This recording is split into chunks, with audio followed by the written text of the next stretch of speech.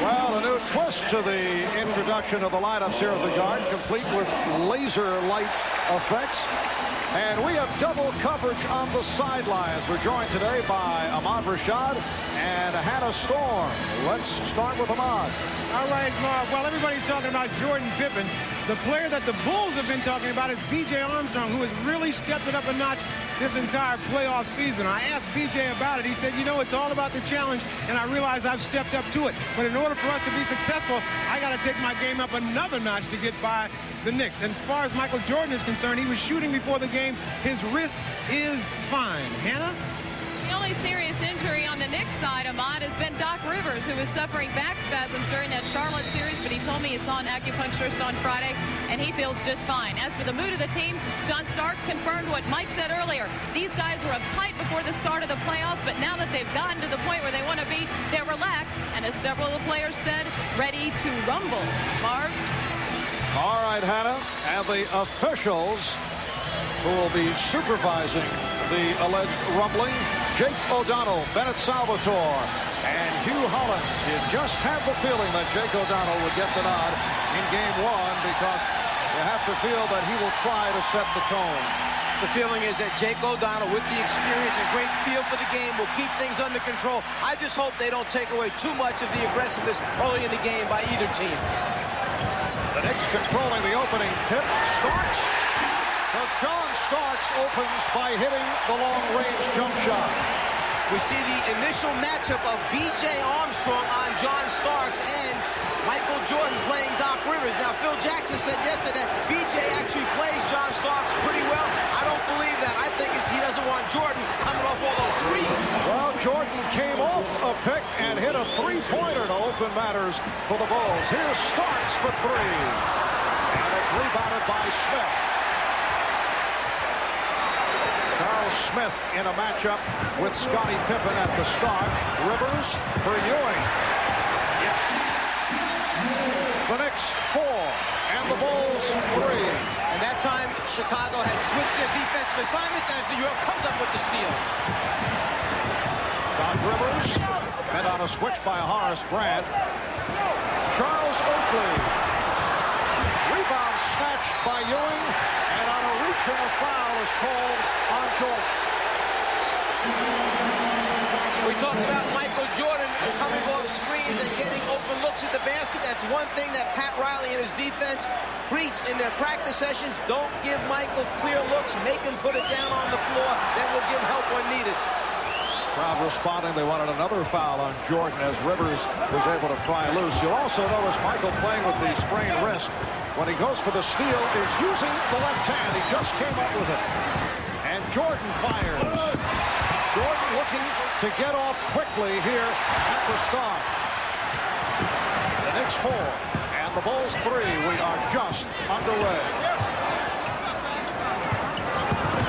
Rivers on a pull-up. And it's rebounded by Grant. Now Pippen met on a switch by Oakley. You see a lot of transition game right now, not too much half-court offense. That's the energy and excitement of beginning this series with these two outstanding teams. Normally, we know that Chicago likes to start out with Cartwright down low. Charles Smith, who has come on strong recently, able to convert. Charles Smith played an important role the last two games against Charlotte. Game 5, 18 points, 8 rebounds. Here's Grant.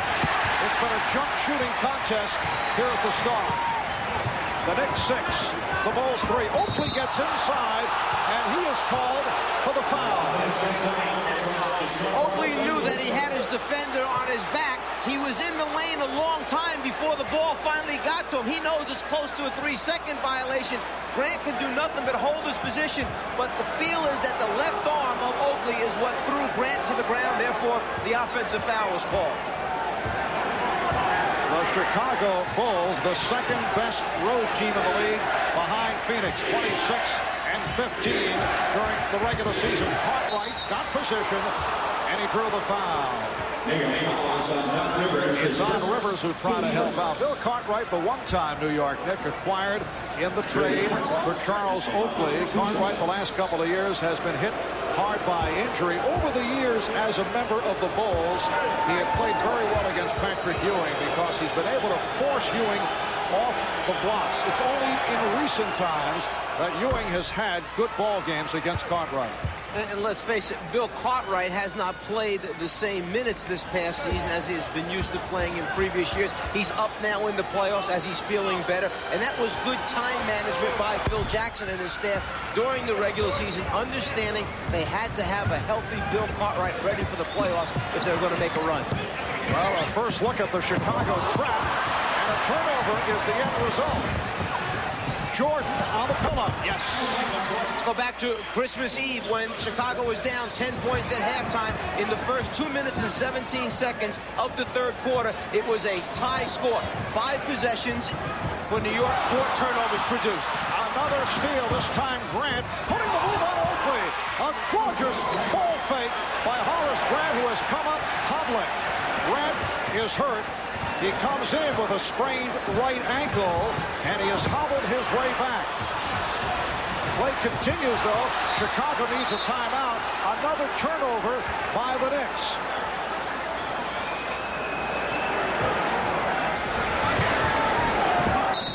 Five turnovers committed by the Knicks here in the early moments, and a timeout has been called. Horace Grant, who came in with a very bad right ankle, takes the pass in transition, and then as he takes off and comes down, it's the right ankle that catches the brunt of the force of hitting the floor with the weight on it. It was a very, very bad sprain. Hopefully the time off had given him a chance to recover, but it's obvious here he will play with a very bad ankle in this series. Horace Grant injured the ankle in Game 1 of the series against the Cavaliers, and he comes up hobbling right there off that beautiful move with the ball fake on Oakley. In talking with Phil Jackson yesterday, it's an unusual sprain, and the swelling was in an unusual spot. All right, let's go over to Ahmad. All right, Marv, I just spoke with Horace. He said what happened was he got kicked on that sprained ankle, which is very painful, but he's still able to go. Marv? He's trying to walk it off as he gets the ball and pitches it back out. Bulls with a 9-6 lead. Here's Pippen. And Cartwright rebounds. 5 turnovers committed by the Knicks. Here are the early moments. Jordan gets inside. Ewing with the rebound. Pippen knocked it away. Another Knick turnover. Jordan for Pippen. And he's fouled by Ewing.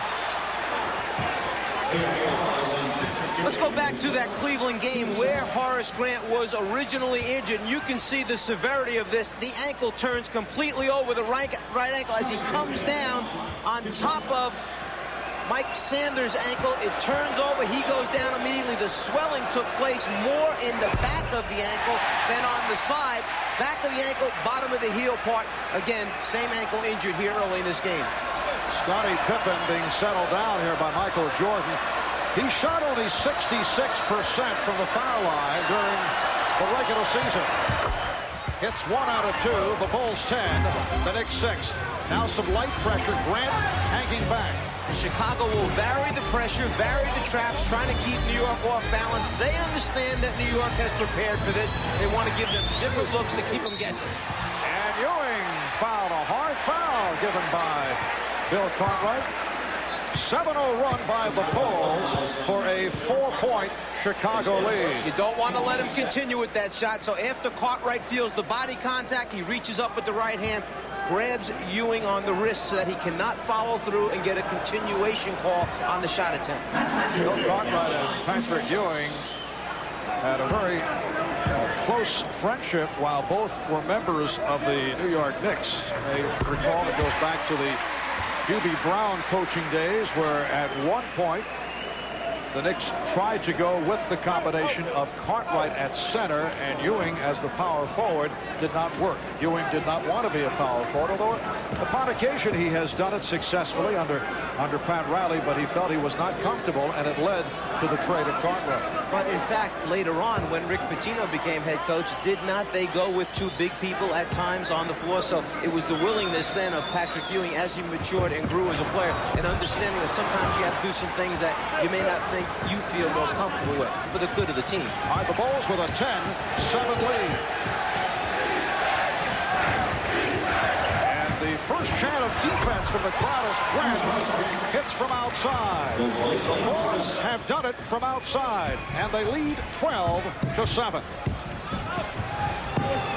Ewing forced out, not able to get position. And a foul is called. It's Cartwright on a push.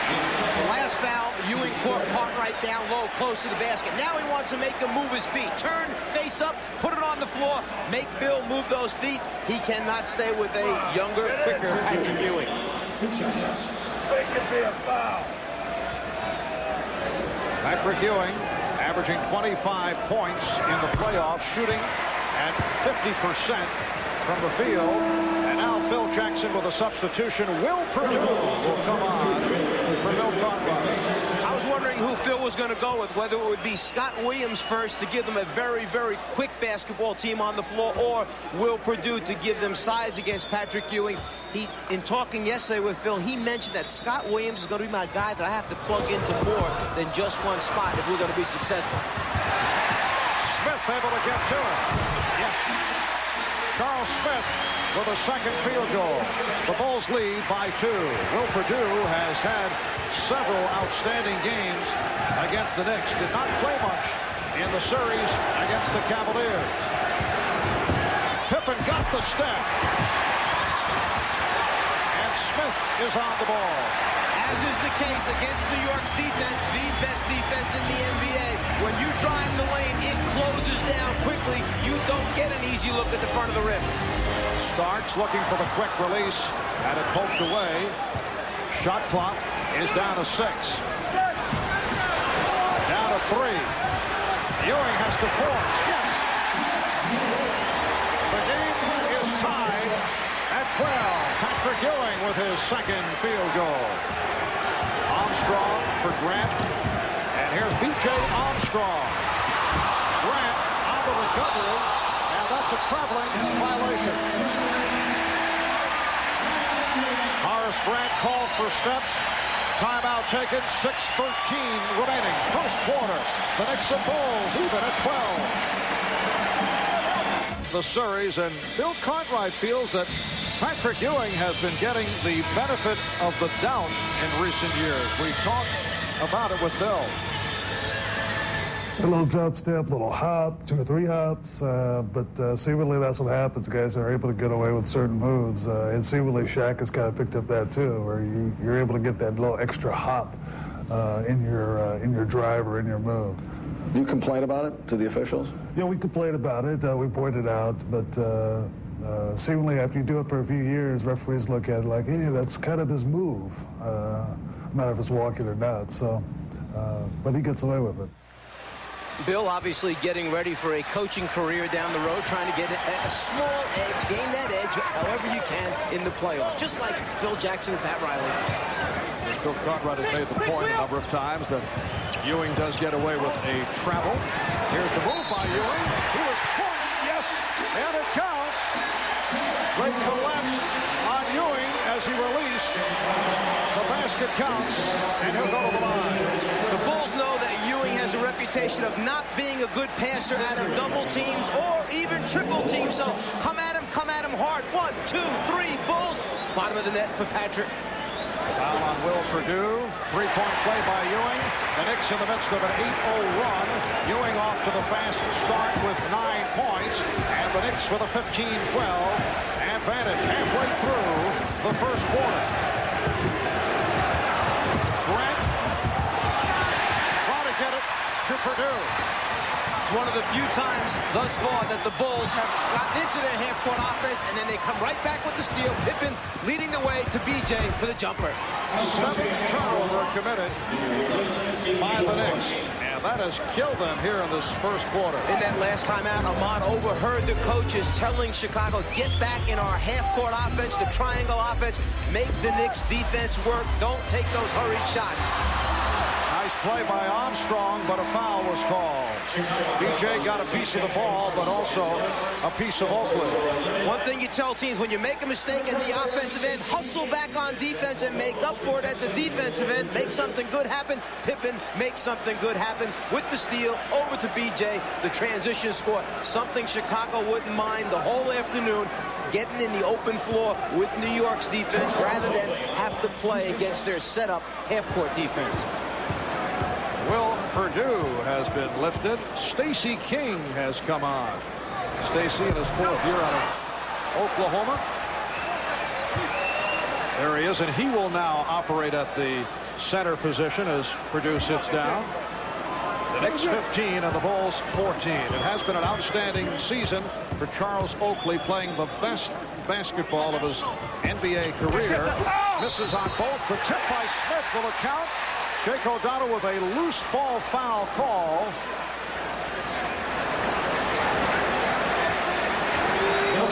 The basket will not count. The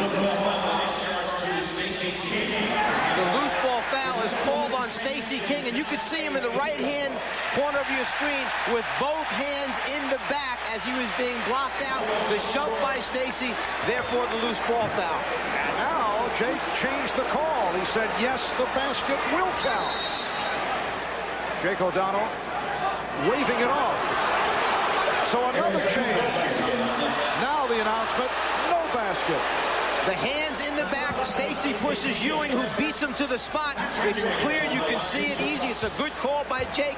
And now the good thing is that he just wanted to get everything straightened out as to exactly how many points should be awarded, how many shots they get. And the reaction by Phil Jackson, looking to the heavens. Phil understands it will be a long series. No sense right now getting up and getting involved with the officials at this point. The ball's over the limit, so Ewing went to the line, but he was not able to hit. Knicks with a 15-14 lead. They maintain possession off that back tap.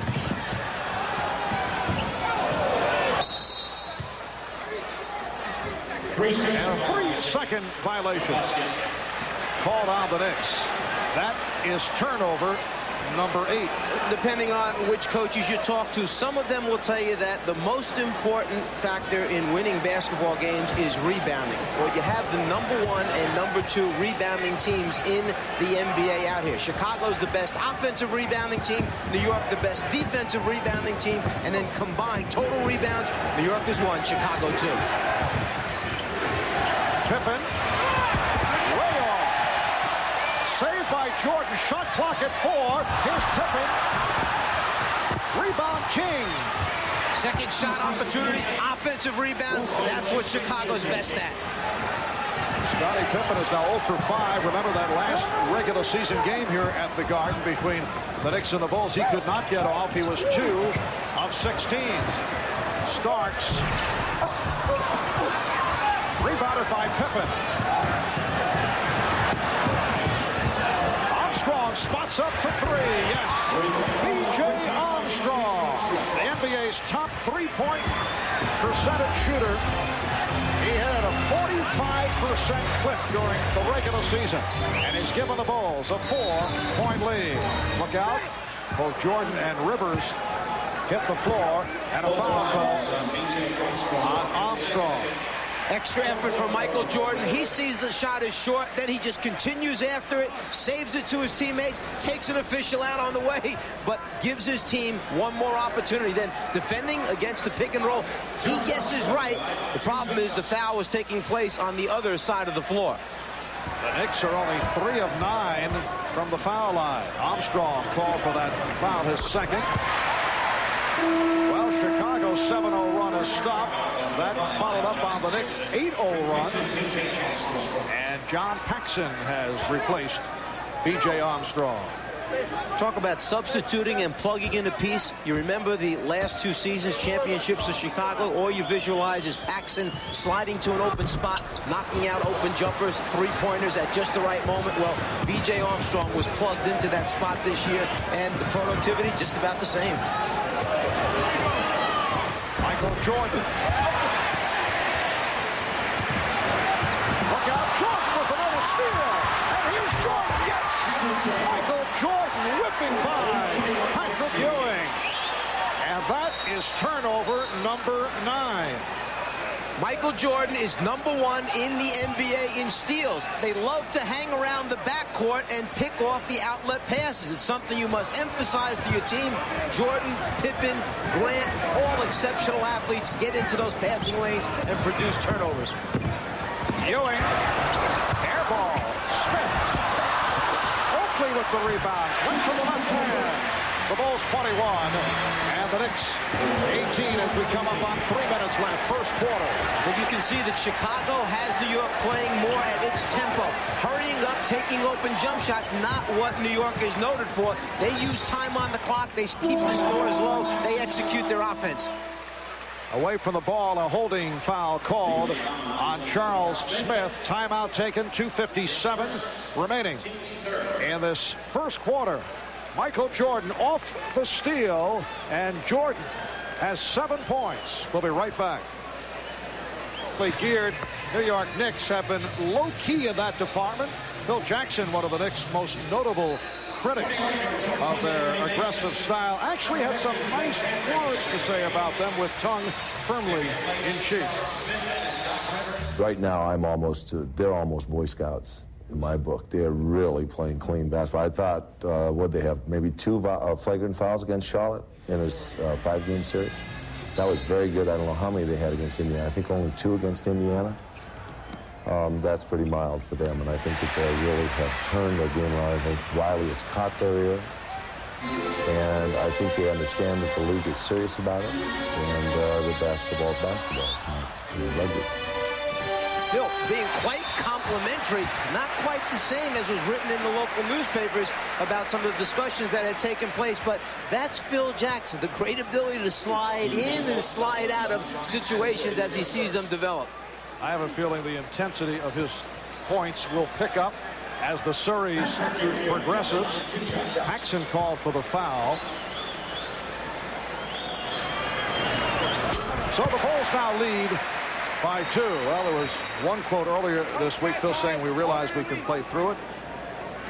We can win. Not only is it accepted and condoned, talking about the Knicks style, but it's honored, referring to Pat Riley with that aggressive Knick playing style. Pat won Coach of the Year. Phil, another one of the candidates for Coach of the Year, but coaches play mind games just like players play mind games, and if you can aggravate that guy on the other bench to where he's worrying more about that than concentrating on substitutions and defenses and plays, then it's an advantage for you. Although, you know, I don't think Phil got any votes in that Coach of the Year battle. Scottie Pippen with his first field goal. He was in a very difficult position. Not that he cares about awards, but as he likes to say, as we mentioned earlier, they patched together. That's an illegal defense call for the first time. 57 wins in a very tough injury-hit season. And it's not the type of season that will garner Coach of the Year votes. Well, he may not have gotten any votes, but he would have gotten some votes from me to be considered as one of those people, candidates, because he had a very half-court offense to perfection, and Mason can't do it, but Patrick Ewing does. Going back to Phil Jackson, he had to manage minutes for people that were injured. He had to look down the road at the long-range plan and trying to win a 3rd championship, not be concerned with regular season victories. He did it to perfection this year. Williams lost the dribble and then recovered, and a foul is called. It's a hold on Greg Anthony, who just checked in along with Anthony Mason. Coach of the Year voting. Pat Riley on top by 1 vote over Rudy Tomjanovich, followed by George Karl of Seattle. Was your vote the difference in Pat Riley? I did mention it. I did vote for Pat. Very tough choice, though. Jordan with the off-balance shot. And I mentioned that it was my vote that put him over the top. He said 31 other people made the same point. Oakley. Ewing. And back comes Pippen. Knicks able to get back, and Pippen slowed it down. King. And Starks going up the crowd to pull it down. One of the things that Chicago likes to do when New York brings Anthony and Starks, the smaller back one on the floor, they like to go to their post-up game. That time you saw Jordan down low. He was a feeder instead of a scorer, but they'll continue to go to it. Nice look from Greg Anthony to locate the wide-open Anthony Mason. Knicks 24, the Bulls 23, 50 seconds remaining in the first quarter.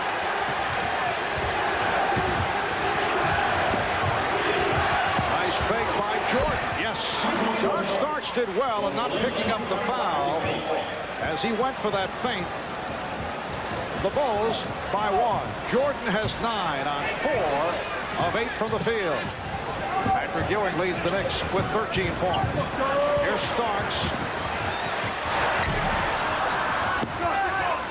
Down to 20 seconds. The Bulls will hold for a final shot of this opening quarter.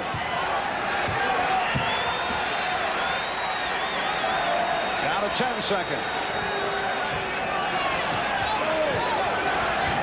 5 seconds to go in the quarter. And Jordan fires off the mark, but a whistle for a foul. Offensive foul against Chicago. Illegal pick called on Pippen. That is his first, and the Bulls are very upset. They say Scottie Pippen moved into the path of the defensive player, John Starks, as he was trying to set that screen. If it's at the last second and you jump out into that defender's path, then it's a good call. If he had time to react, then it's a bad call. Anthony with that last second fling, and that's the end of the first quarter. Game 1 of this best of 7 Eastern final. Patrick Ewing coming up big at the start. 13 points and 7 rebounds. Turnovers hurting the Knicks, and Chicago leads by 1.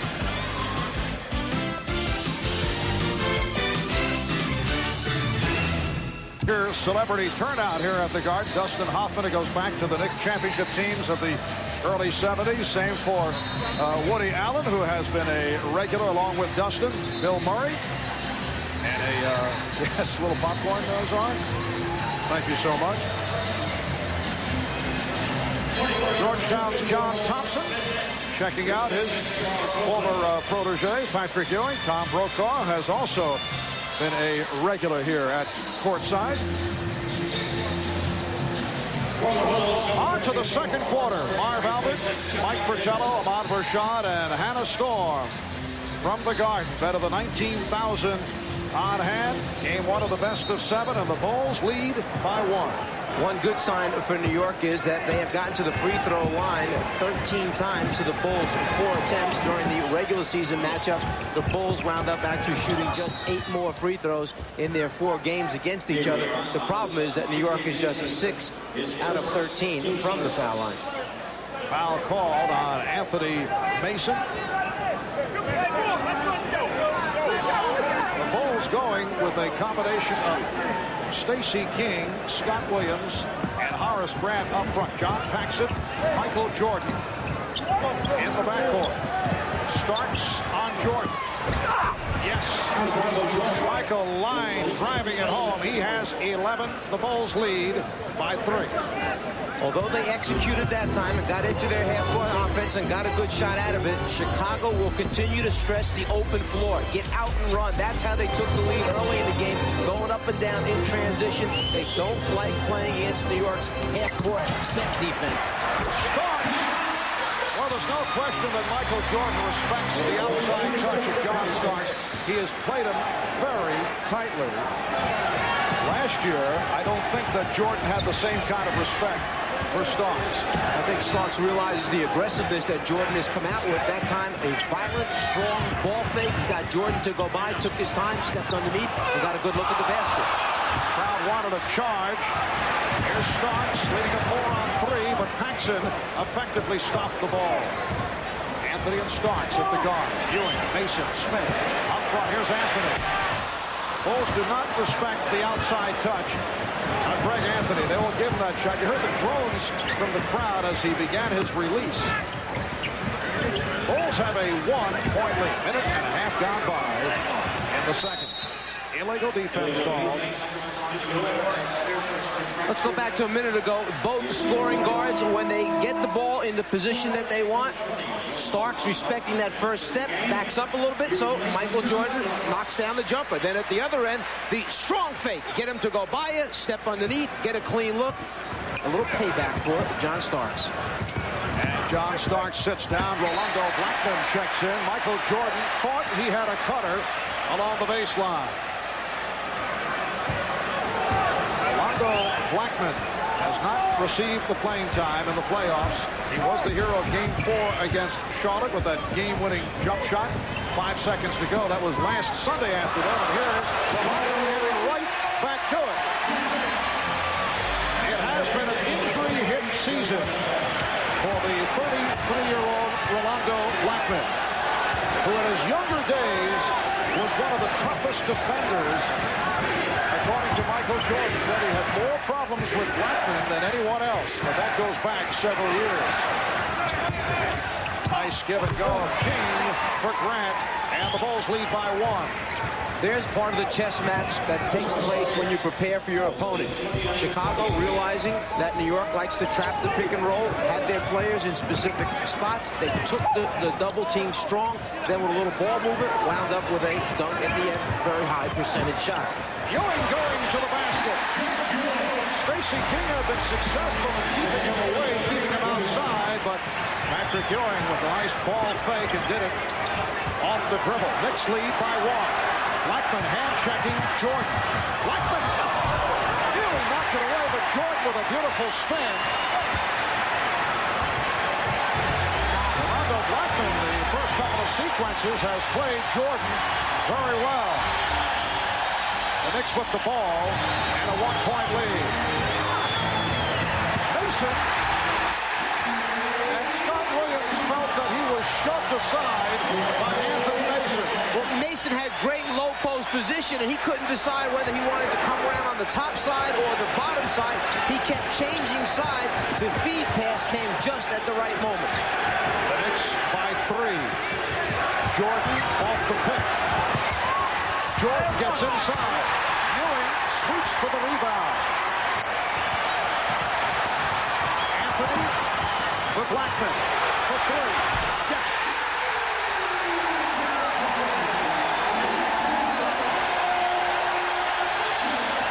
Rolando Blackman has checked in, and he has put his mark on the second quarter.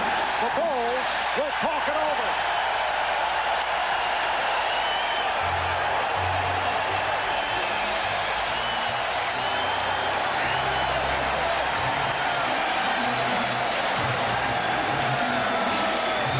Back at Madison Square Garden, I talked to the Knicks' Rolando Blackman before the game. He said that his ailing back feels better now than it has in a long time. He told me that he wanted to come out today and hit, and that is exactly what he has done, hitting his first basket and providing an offensive spark for the Knicks. Marvin, Mike.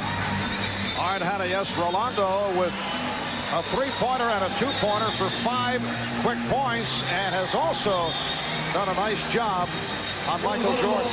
Yeah, riding up the elevator, entering the building this afternoon, I was with Rolando Blackman, and I asked him if the back was feeling better because of the shot he made against Charlotte. He said, well, that helped a little bit. He said, but, you know, I've been in that situation a lot of times in my career, and I felt very comfortable taking that shot against Charlotte. You know, it really has paid off for you, Czar, riding up and down the elevator, looking. It's amazing who you find on elevators. Tremendous tactic on your part. 6-point Knick lead. It's their biggest lead of the game. Blackman with the steal. As you saw Michael Jordan getting a rest, the one-time Knick Trent Tucker has come on. The Bulls with their 6th turnover. Knicks have turned it over on 9 occasions. Oakley handling against Williams. Smith looking for position, but Pippen from the blind side came up with a steal. And here's Pippen. Yes.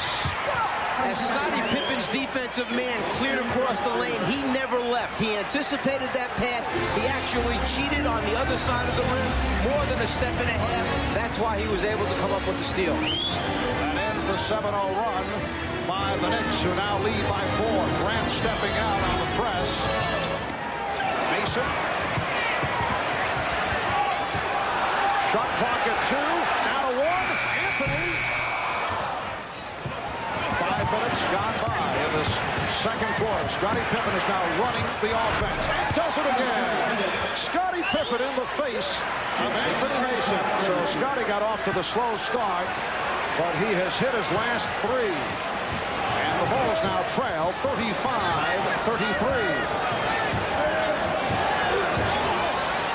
Scottie Pippen used that philosophy. If they can't catch you, then they're not going to be able to get their hands on top of you and hold you. That's why he came right at Mason full speed off the dribble. Tucker diving for the ball. Came up with it. Here's Pippen. Double team. Anthony knocks it away. Good play by Greg Anthony. Has a 4-on-2. Mason from Anthony. Knicks 37. The Bulls 33.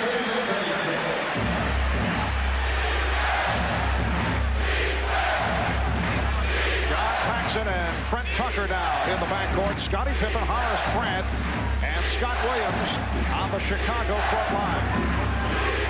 Grant putting moves on Oakley.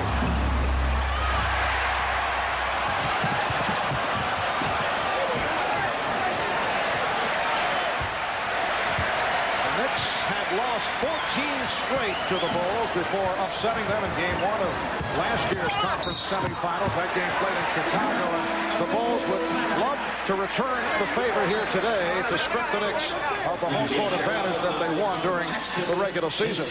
Pippen anticipates the pass coming baseline side. He leaves his man, takes off in the transition game, and then coming hard at Mason. Doesn't give him a chance to get his hands on. Elevates, hits the jump shot.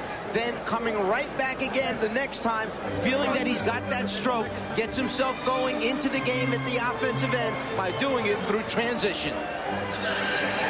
Madison Square Garden now. A lot of people know that Phil Jackson is a man with a lot of different interests. You know that he draws plays for the Chicago Bulls, but this year he took it a step further. In Chicago, there's a theater that invites people to write their first play. Well, Phil, it was his turn to write his first play. Phil's is an autobiographical one about a typical morning in the Jackson household. Knicks lost. Well, the play got rave reviews, and as you can see, that last line about the Knicks losing got the biggest response, but there were a lot more good lines in the play. Marv? All right, Ahmad. Phil Jackson, in his fourth year as head coach of the Bulls, native of Montana. He's led the Bulls to 2 straight NBA championships. Offensive foul call to get the ball to Chicago. Michael Jordan is back. Knicks with a 4-point lead. And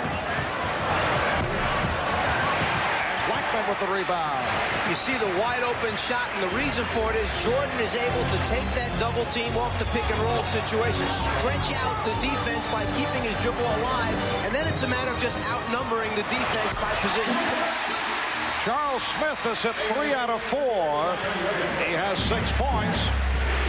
The Knicks by 6, matching their biggest lead of the game. Williams off the fake. Scott Williams with the baby hook to bring the Bulls within 4. Greg Anthony has played well. 5 assists in the second quarter. Anthony and Blackman in the backcourt. Here's Smith. Smith up front with Oakley and Mason. The Knicks look at the Charles Smith-Scottie Pippen matchup as favorable to them. They feel that Charles with his lookout on Oakley in the collision with Grant. And Smith called for the foul. They feel with that height advantage, Smith can take advantage of Pippen as you look at the foul called on Smith. Mason and Anthony sit down. Ewing has returned, as has Starks. Jordan dumps it off. Good luck. Oh, and here we go. Oakley and Pippen. Jaw to jaw. Oakley felt that Pippen was being aggressive as they were vying for that loose ball. It actually goes back to the last play when the foul was called and Grant took the basketball and shoved it in Oakley's stomach as he walked away. Oakley then turned to the official and said, how come you didn't call something there? This is just a carryover, that interaction between those 2 players. Jordan talking to Starks. Jordan fires for three. A three-pointer by Michael Jordan. He has 14. The Knicks 41. The Bulls 38. And the conversation has begun between Starks and Jordan. They were both quiet at the start. Knicks have hit 8 of 10 from the field here in the second quarter. Bulls wanted a foul. Pippen tried to draw. And Smith gets to it. Charles Smith has been very aggressive. He knew there was a lot of pressure on him coming into this series. People would focus in on the job he did against Scottie Pippen, so he has responded early to the challenge. Rebounded by Grant. Here's Pippen. Look out. Fouled by Blackman. Blackman trying to prevent the shot. And Scottie came up smiling. Michael took a little slap in the left side of the face. He then cocks it up, knocks down a three-pointer, just make sure that his face is okay. Pippen going up for the layup. Blackman making sure he doesn't get a good shot attempt. At the Sheraton New York Hotel in Manhattan. Coming up on the Prudential Halftime Report, we'll bring you live coverage of the NBA Draft Lottery. At stake is the order of selection for next month's draft. 11 teams will be vying for the #1 pick, among them the Denver Nuggets, who have 4 chances in 66 of landing that #1 choice. This is the scene in Denver where members of the organization, including head coach Dan Issel, will be hoping the Nuggets defy the odds and move up to a top 3 pick. And their good luck charm, well, it's the unveiling of the brand new Nuggets logo. We'll see shortly if it has a positive effect. The draft lottery is coming up on the Prudential Halftime Report. Right now, let's head back to the Garden and rejoin Marv Albert and Mike Fratello.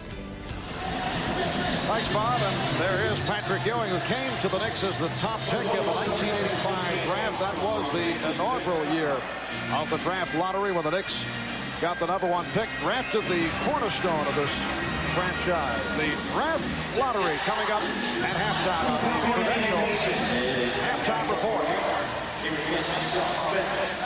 And John Thompson, along with Dikembe Mutombo of the Denver Nuggets. We've seen quite a bit of John Thompson during the playoffs as he has followed the trail of Alonzo Mourning going up against Patrick Ewing. Scottie Pippen to the line. The Knicks now lead by 2.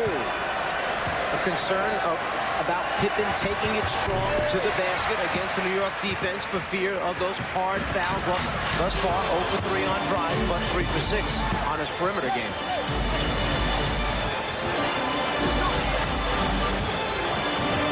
The Knicks 41, the Bulls 39. 2 minutes and 40 seconds remaining in the first half. Starks with the shot clock running down. Bill Cartwright is back, as is B.J. Armstrong. Here's Armstrong.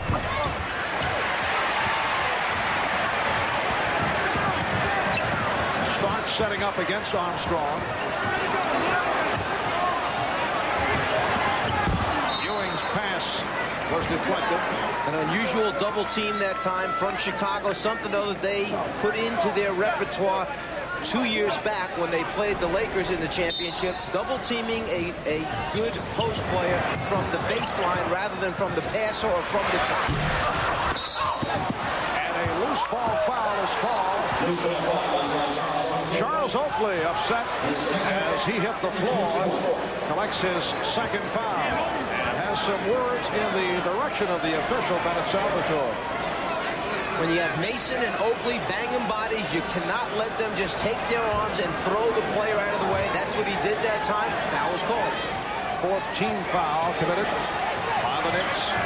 Bulls with only 1 as we come up on 2 minutes to go. First half. 2 minutes. Jordan with the step and the reverse. Rebound Ewing. Patrick Ewing with rebound number 10. Ewing the high man for the Knicks with 15. Michael Jordan leading Chicago with 14. Blackman can't find the shot. Jordan has done a tremendous job on Blackman, who hit his first 2 from the field. They double up on Starks, who pops it. Three-pointer for John Starks. He has 8. The Knicks Knicks lead by 5. It's about as good a defense as you can play. Chicago did that last trip down, but then that's what makes players great and teams great, the ability to get off a shot and make it when you need it. Pippen was hit hard. Things beginning to get a bit rough. Mason called for the foul. Mason with his second. It wasn't that Pippen got thrown to the ground. He's losing his footing right there as Oakley tries to prevent the shot from going up. It's just, of course, natural that he's going to go down. It made it look to some extent that he threw him to the ground. I don't think Oakley intended it. There was no argument from Phil Jackson, but Phil has been understandably very critical about the Knicks' style. For the most part, a style that took place earlier in the season. Knicks with a lot of late hits, with a lot of hard fouls. They lead the world in terms of flagrant fouls picked up. That department is headed by Charles Oakley, but things did tone down following the melee in Phoenix. Here's Oakley getting inside. And Pippen with the save. Michael Jordan setting up B.J. Armstrong. Armstrong, yes. So the Knicks lead is now 1.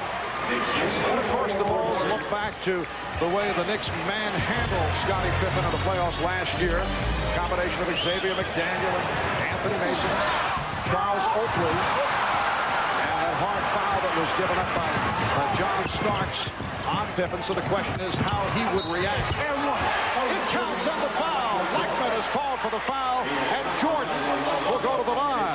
Well, Pippen has reacted well here in the first half, has not shied away, and has been very aggressive.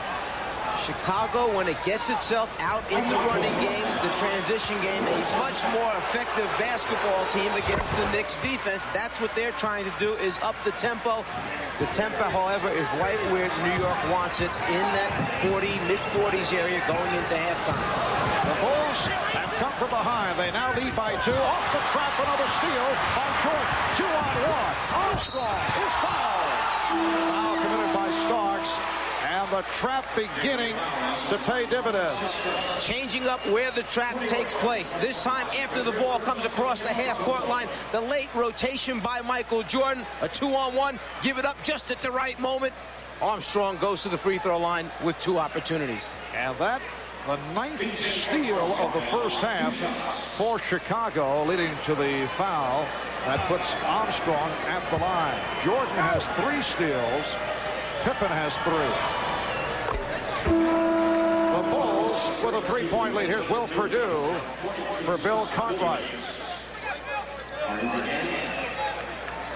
B.J. Armstrong began the season as a starter with John Paxson not fully recovered from the knee surgery. There were grumblings from some teammates which upset B.J., grumblings concerning his play.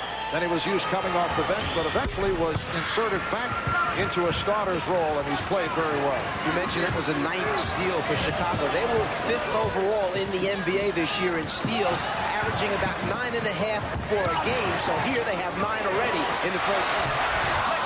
Mason with the rebound. Mason was fouled. He was held by Scott Williams. A 9-0 run by the Bulls, giving them a 4-point lead with 2 8/10 seconds to go in this first half, and a 20-second timeout has been called.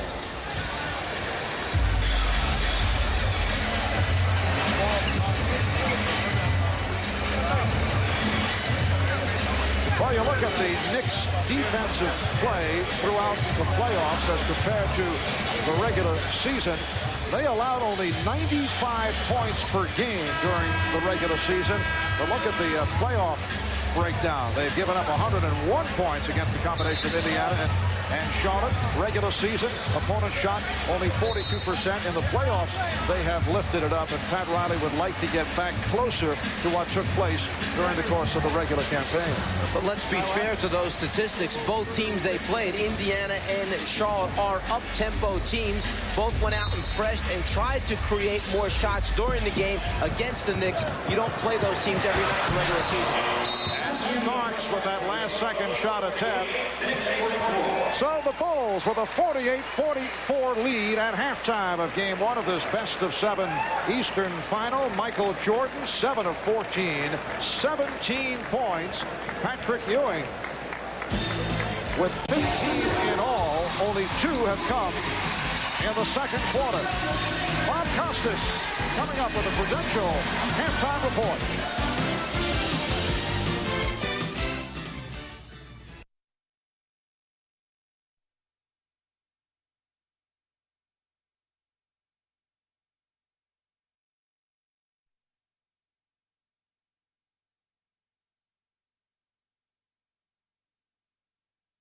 Garden, Marv Albert, Mike Fratello, Ahmad Rashad, Hannah Storm, heading to the second half.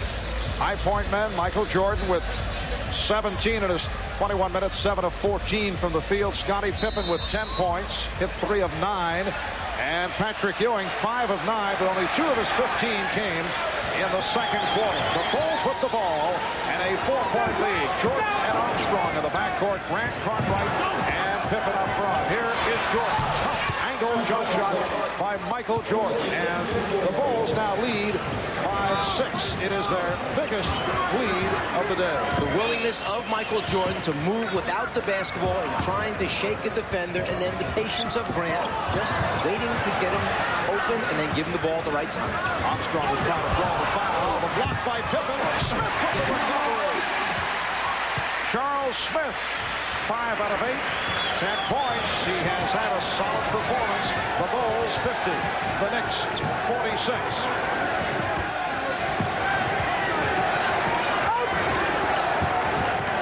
Armstrong going to his left but had the baseline closed by Rivers. The shot clock is at 5. Pippen had it knocked away. And it will be Nick Ball. Sometimes you have to stay with it even after a good defensive play by Scottie Pippen. The piece, the deflection. Charles Smith stays after it. He's not going to let him block the next one. Rivers able to bring across against the pressure of Armstrong. Starks. Yes.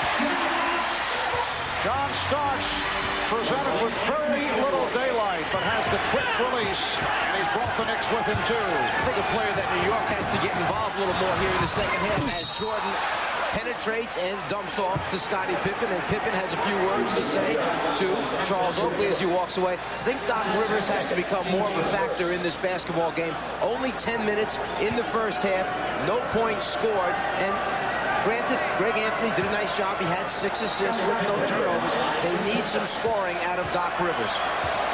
Doc has been an enormous spark in the playoffs, offensively and defensively. The hero of the clinching Game 4 in Indiana, 21 points, hitting 4 out of 6 from downtown.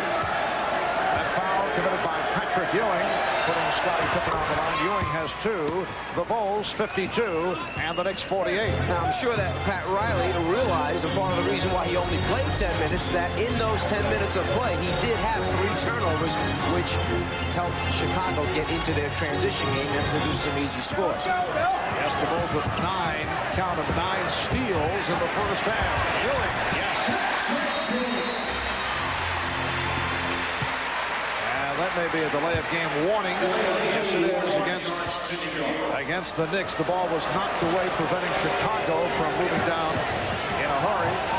The Knicks have hit their last 3 shots. They closed the second quarter, missing 8 of 9. Smith deflected it, and it will be Chicago ball.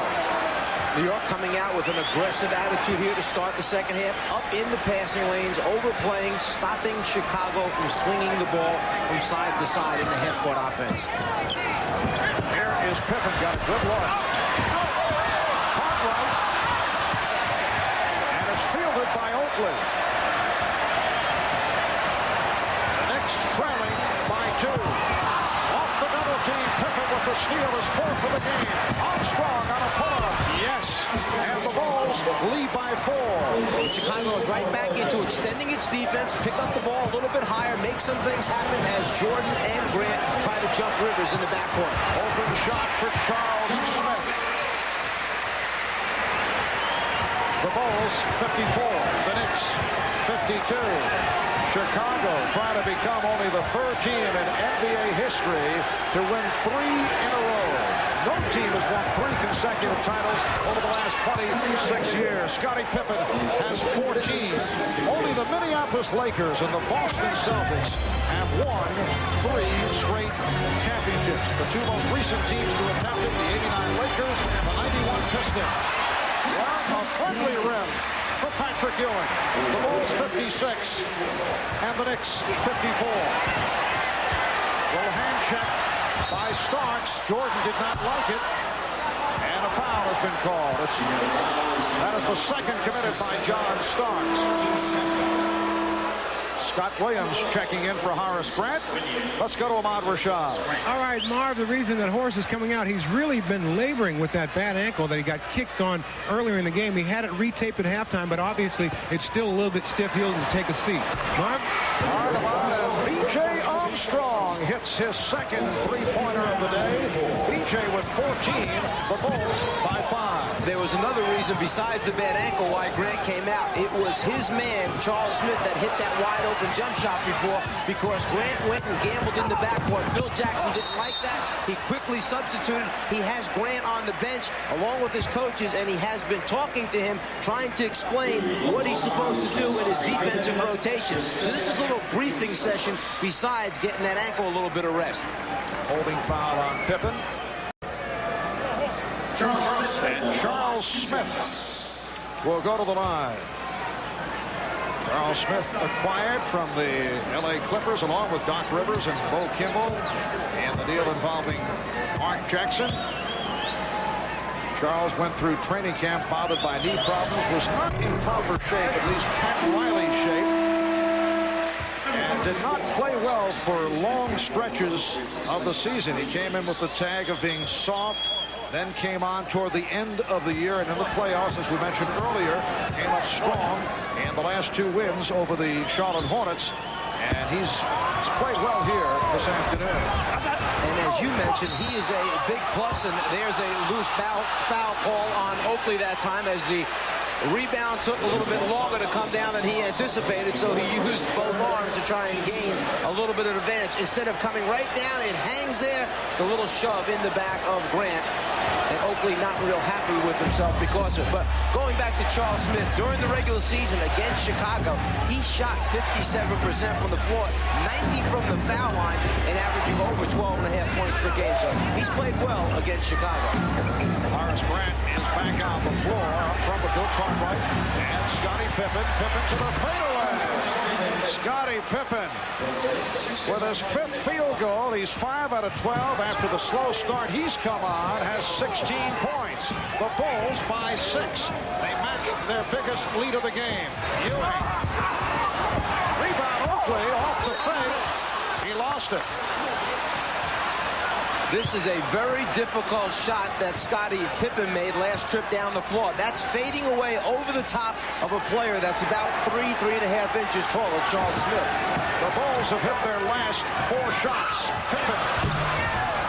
Rebound Oakley. We were talking about this earlier with Michael Jordan. He feels the pressure is square on the shoulders of the Knicks, who must win here today or else they lose the home advantage. That's a foul as they double up on Ewing. And then he said, can you imagine if the Bulls beat the Knicks? Think of the possible panic and pressure on the Knicks for game number 2 here on Tuesday. Well, that's Michael talking trash, just kind of laying it out there so that someone might hear it in the Knicks locker room and perhaps get a tight elbow as they go up for one of those jump shots. That would be most important. But on that last foul, you saw one of the keys for New York, and that is how well will Patrick Ewing pass out of the double teams down low against this Chicago Bulls defense. Is going to be a big concern throughout the series. Doc Rivers with a nice move. The Bulls 61, the Knicks 57. For Rivers, his first field goal. The steal by Rivers. Oh, look out. Pippen with a hard foul. Let's see how Jim O'Donnell handles it.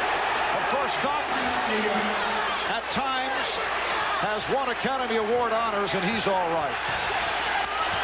Oh, and apparently there were words. Smith and Pippen had words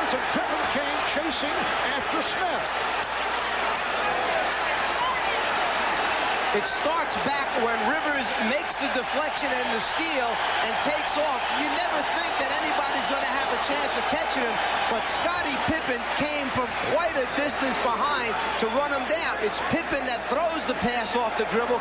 Rivers looks like he's got clear sailing, but Pippen from way behind catches him, and then it's the momentum which sends Rivers to the ground. He immediately grabs his head as if it hit down on the floor. From behind, Pippen goes for the block. There's no intent there to throw Rivers' body into the ground. It's just two great athletes and the speed and acceleration that causes this. Looks to be a little act on the part of Doc to draw a flagrant, and then Pippen came racing in the direction of both Smith and Rivers. It looked like the target was Smith, and the officials are talking it over. Let's see how they handle it. Apparently no flagrant being called, and Pippen has to be restrained. We'll be back in a moment. This is where the incident took place. As Charles Smith walks past Scottie Pippen, he nudges him with an elbow. Pippen doesn't like what happens. A little shove right there because of his teammate hitting the ground. The reaction by Pippen to turn and go after Charles Smith, that's what caused the entire incident. The shove with the left elbow. Pippen turns, realizes, hey, that's the bad guy that hit me. I'm going after him.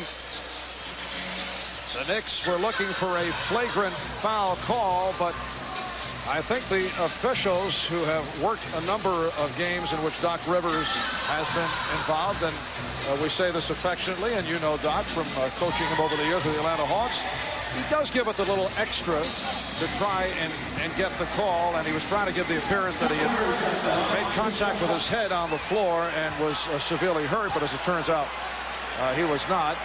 And Rivers to the line. It is a normal personal foul, although there may have been another injury that was suffered by Doc. For a report, let's go to Hannah. Well, Marv, Doc hits that free throw despite an awfully sore right hand. The fourth finger on his right hand is dislocated. The trainer, Knicks trainer Mike Sanders, taped that finger, and Doc plays on. Marv? I think Doc was trying to get a small part in one of Phil Jackson's mini plays with that last performance. The Bulls 61 and the Knicks 59. Well, Doc has certainly been battered injury-wise during the course of this season. The latest was an elbow from Muggsy Bogues. Smith with the steal. That elbow resulting in 3 stitches over the arm. Beautifully done. Ewing for Smith, and the game is tied at 61. Beautiful touch pass that time from Patrick Ewing in transition to Charles Smith. 6 unanswered points by the Knicks. 6 minutes to go. Third quarter. Game 1 of the best of 7. Game 2 here at the Garden on Tuesday, and then the scene shifts to Chicago. Pippen hits the three-pointer. Scottie Pippen from downtown. 19 for Pippen, who has certainly responded here this afternoon. The Bulls lead by 3. After that, Pippen made that shot as they ran back down the floor. He just kind of muscled up to Charles Smith, put his chest into him to let him know that he's out there. Patrick Ewing won't count. A foul committed before the shot of death. Bill Cartwright called for the foul.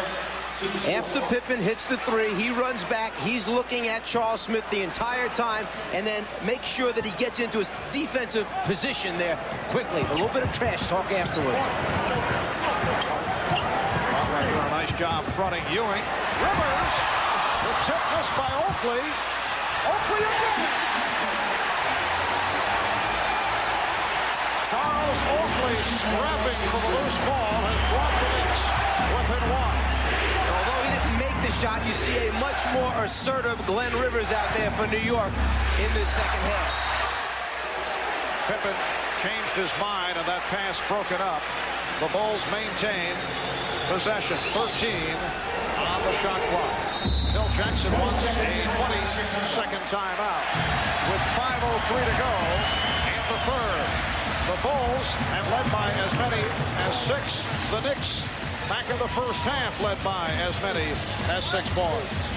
A few moments ago, on a steal by Doc Rivers. Scottie Pippen chases him down, and on this particular play, first the concern, was it a flagrant? No, it was not a flagrant. A good no call by the officials as Rivers kind of grabs on to Pippen's arm, but then his head does hit the floor when he goes to the ground. The injury incurred by Rivers was a dislocated fourth finger on the right hand. And so the aftermath was this.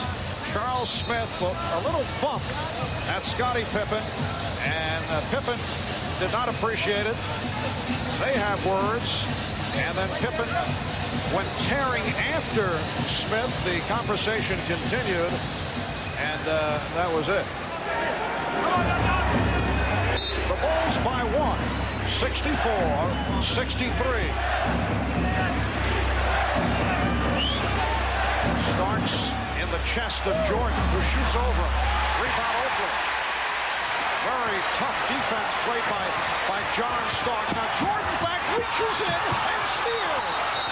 And a loose ball foul called on Jordan.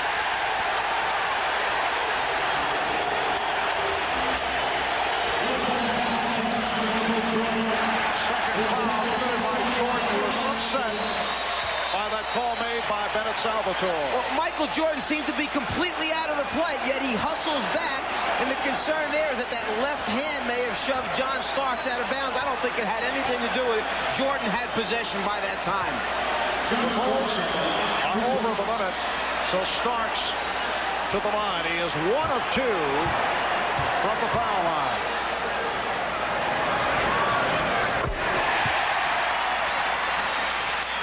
Knicks and Bulls are tied at 64.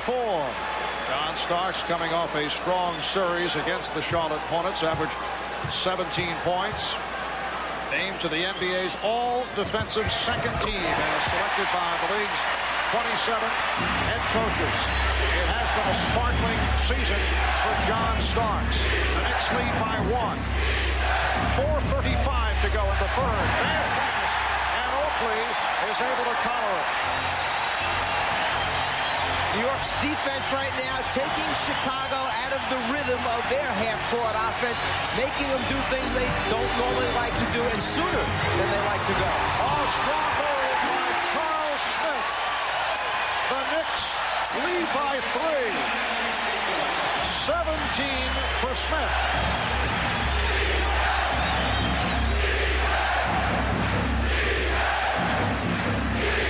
In the midst of a 12-3 run. Here is Armstrong. Rebound Starks. He was actually battling with his teammate, Patrick Ewing.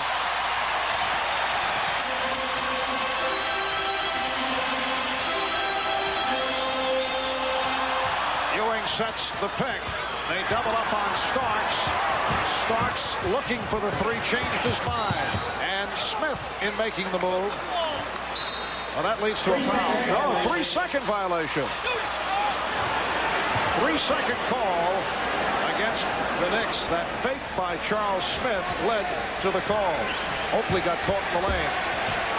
We talk about New York's outstanding defense, but let's give credit also to Chicago, who just happened to have the second best defense in the NBA when you look at points that are given up during the regular season. Different types of defense. One physical, one quick and active. Grant got sandwiched between Smith and Ewing.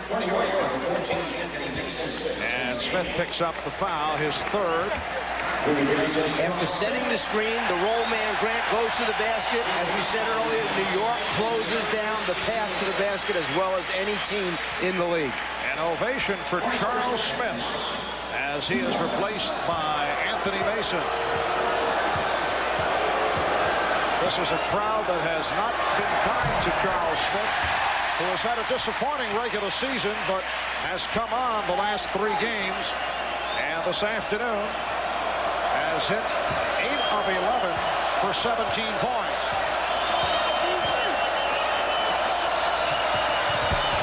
Well, Horace Grant missing both.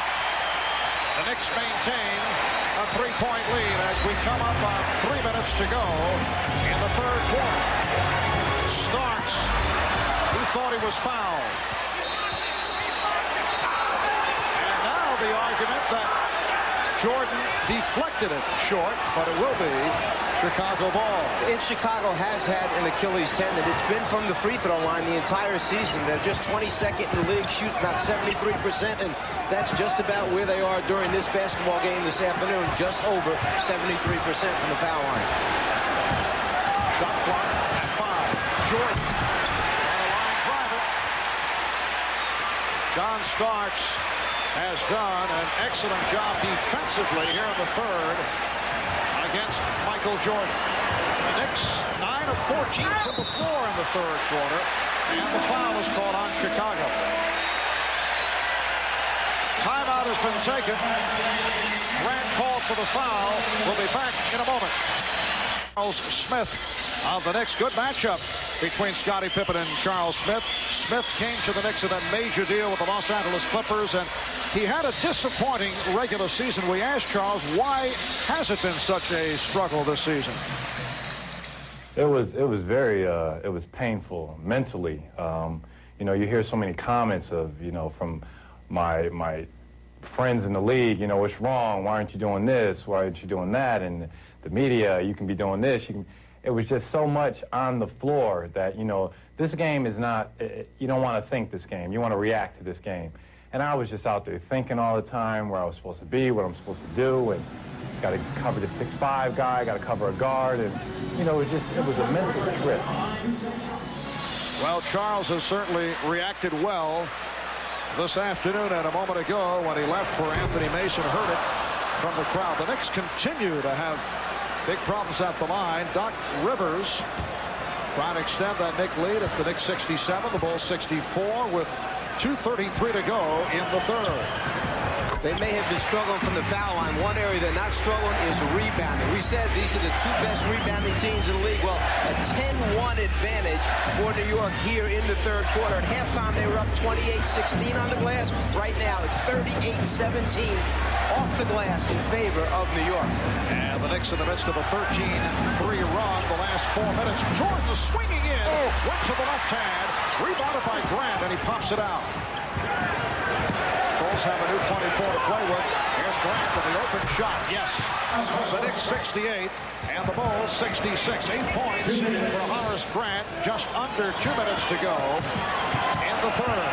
Marv Albert, Mike Fratello, Ahmad Rashad, Hannah Storm from the Garden. Patrick Ewing beat his man. Jordan tried to help out, but could not. And the Knicks now lead by 4. 21 points for Ewing. Foul committed by Oakley for Charles. That is his fourth. You think on the pick and roll, Ewing's going to come over and set a screen, but he doesn't. Instead, he comes over and goes right to the basket before he ever gets to the point of setting the screen. The Bulls' defense had been trapping the ball when it came off of the screen, but if there's no screen there, there's no one to trap. And we have seen the Bulls going to the trap using the element of surprise, which has made them so effective against the Knicks over the years. You look back to the regular season meeting, Christmas night in Chicago, where they took the game away from the Knicks in the third quarter.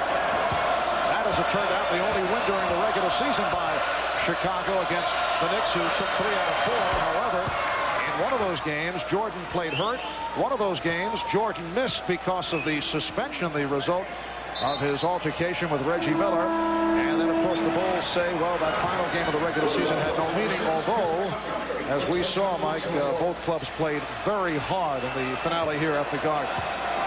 And there's a tremendous amount of respect between both these teams. Now, Trent Tucker just came into the game for Chicago, and in talking with Phil Jackson yesterday, he felt that Tucker was going to be one of the key players in this series against New York for his team, a player that can extend the defense, can make a three-point shot on a regular basis, and who will get after it defensively to help give Michael Jordan a blow. Foul called on Stacey King. Getting back to the subject of Trent Tucker, he has not shot well to this point in the playoffs. Trent Tucker had asked Bulls general manager Jerry Krause for a tryout during minicamp, was signed as a free agent, originally a #1 draft pick of the Knicks, 6th pick overall by the Knicks, and then spent 9 years with New York, then on to San Antonio and Chicago. The Knicks lead by 4 with a minute 22 to go in the third. Well, they lost their three-point specialist from a year ago, Craig Hodges, and they picked up Trent Tucker for that reason. And Tucker gives them a little bit more. It gives them some size and probably a little more toughness at the defensive end of the floor. So that was a plus, I felt, for Chicago on that move. Paxson and Tucker now in the backcourt. Michael Jordan sitting down. Pippen, King, Grant up front. Stacey King. Stacey King with his second field goal. He has been effective in the past against the Knicks going post-up, and he did just that. It's a nice move by Phil Jackson. The one thing they were not doing was getting the ball down low as Rivers actually shoves the ball into the rim on the attempt to dunk it. So Chicago wanted to establish a post-up game. King is one of the players that can do that. And Tucker receiving no room from Starks. Good play by Ewing on the steal. He blocked it, and he came down with it. One of the points of emphasis in New York's defense is use those hands and arms, get deflections, which cause steals, and give you more possessions in the game. The Knicks with the ball and a 3-point lead. Ewing stepped out. And the ball goes back to Chicago with 16 seconds remaining in the third. 10 seconds. Pippen now running the team in the absence of Jordan. Down to 5. Here's Pippen with the pull-up.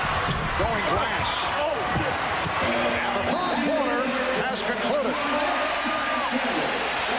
After 3, the Knicks 72. And the Bulls 69. Charles Smith with 9 of his 17 here in the third. We'll be back after these messages and a word from your local station.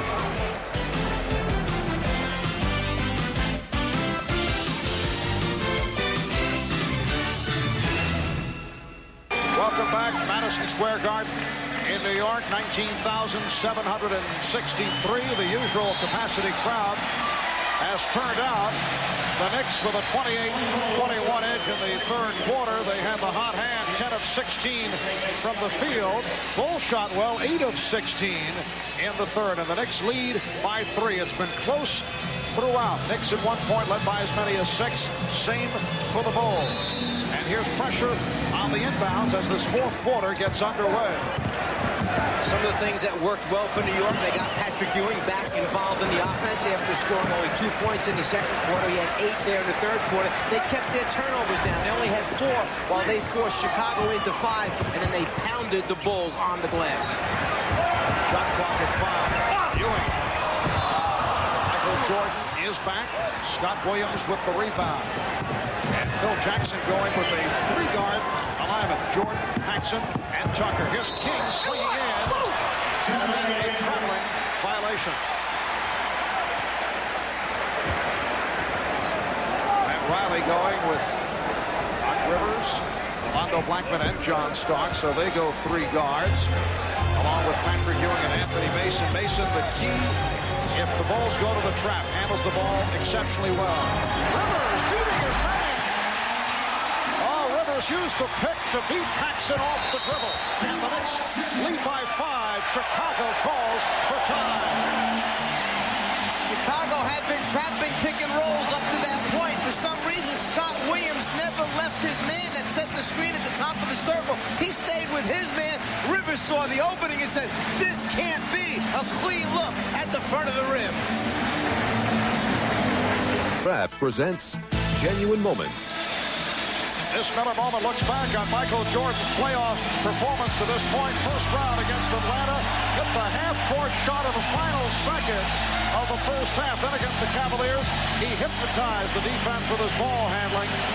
And in game number 4, Michael Jordan with this dramatic last-second shot to sweep Cleveland in 4. In recognition of these moments, Miller Genuine Draft will donate $1,000 to the Thurgood Marshall Scholarship Fund. The Knicks 74, the Bulls 69 with a minute gone by in the fourth quarter. Ewing with the steal, and he is fouled. John Paxson reached in immediately, took the foul in the backcourt, rather than give up an easy layup to one of the Knicks out in front. The flick, the deflection by the big man, he tries to start the break, but Paxson wisely fouls immediately. And admits it, and owns up to it. And there it is. I know you never were a contestant on concentration, but that means defense. Defense. Thank you, Czar. Little remedial work by Czar. Starks for three. It's the Knicks 77, the Bulls 69. It's the biggest lead of the game for either team. The champ of defense. Jordan foul. The basket will not count. Starks collecting his third. Substitutions for the Bulls. Here come Horace Grant, Bill Cartwright, and Scottie Pippen, replacing King, Williams, and Tucker. Phil Jackson sounding the alarm that, hey, with an 8-point deficit up there for Chicago, I've got to get the main guys back on the floor right away to get ourselves back in this basketball game, or else it could be too late.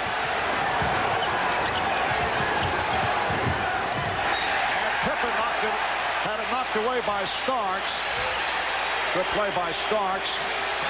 The Bulls with 13 on the 24.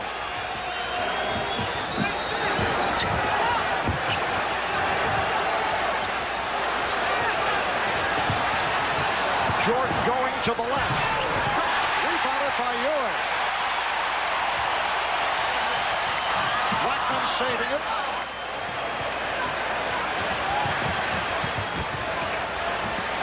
Ewing off the spin. Chicago back to the offense. They are down by 8. Pippen got the step. Good play by Ewing to keep it away. Knicks have a 3-on-2. Rivers spots up. Good recovery by Grant. Blackman could not find the shot and is called for a travel. Nice play by Cartwright that caused the travel. Jordan, after foot faking 3 or 4 times, gets right where he wants, the front of the rim, but Ewing had rotated over, and just the presence and influence of Patrick Ewing forced Jordan to miss the shot. 9:25 remaining, fourth quarter. Michael Jordan with only 2 of his 19 points in the second half. Here's Jordan. Yes. Nice move, the fake to the right, and the pull-up. He had Starks committed and was able to hit. The Knicks lead is now 6. Rivers played by Paxson. Starks guarded by Pippen. Gets another 3 for John Starks. That's his third from downtown. I think he caught Scottie Pippen by surprise. He looked down at the floor as if he was going to feed the postman, then never a hesitation, just got it up immediately. Oh, clean block by Ewing. Cartwright had the step, and Ewing with the rejection.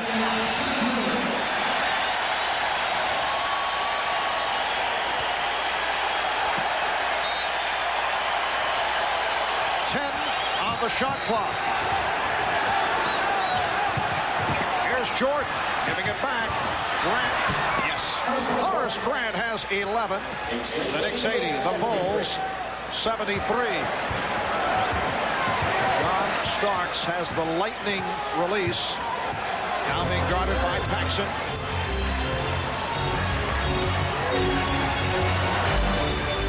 Blackman played by Jordan. Ewing lost it, and Cartwright gets to it. I know this is early in the series, but there is a factor to be concerned about. The amount of times New York goes to Ewing, and in the fourth quarter against this Bulls outstanding defense, will fatigue be a part of the entire process in the end of Ewing wearing down eventually? The call is last touch by Chicago.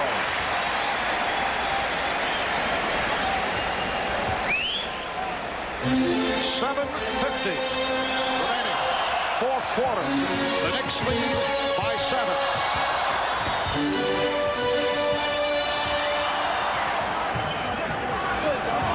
Shot clock at 10. Paxson guarding Starks. Starks for 3, no good. That's his 4th 3-pointer. Keep set a Knicks team record. He hit 8 3-point field goals against Chicago last March here at the Garden. Jordan came up short. The Knicks, with a 10-point lead, have taken the play away here in the fourth quarter. They double up on Mason, and he gets it outside. Foul call. Michael Jordan called for his third. John Starks has a very quick release. You may not think he's going to let it go, but it's up and out of his hand, and at times it even looks like it's going to be short. But the strength of John Starks gets it to the front of the rim with terrific range on it. Mason posting. And a traveling violation. He shuffled his feet. So the Bulls will get it back, but first a timeout called. 6:47 remaining, fourth quarter. The Knicks lead by 10. Well, during the regular season, this Knicks squad went 60-22. They won 15 of the last 17. They took top seed in the Eastern Conference. And Mike, you look back over the last 10 years, 9 times in the last 10 years, the team with the best record advanced to the Eastern Conference Final. The last time a team did not make the move from top record to the final was 88 when the Boston Celtics were knocked off, and it was the Detroit Pistons that advanced to the final round. I do feel it's somewhat premature right now to be dealing with that. 6:45 remaining in the fourth quarter, and the Knicks by 10, 83-73. Here's Jordan. So the Knicks have an 8-point lead. Michael Jordan with 23. Knicks have outscored the Bulls 39-27 in the second half. They double up on Ewing. Blackman for three. And Cartwright had it knocked away. Ewing has been very aggressive defensively.